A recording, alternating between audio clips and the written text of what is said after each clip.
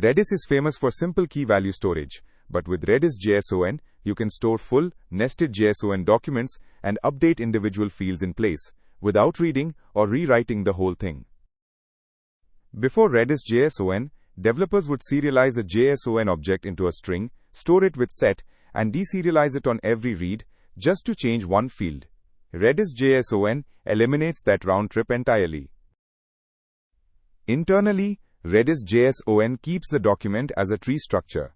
A JSONPath expression walks that tree to the exact node, so a partial update in step 3 only rewrites that one node, and a numeric increment in step 4 is fully atomic. We set a rich document in one shot, then read just the name or the nested city field.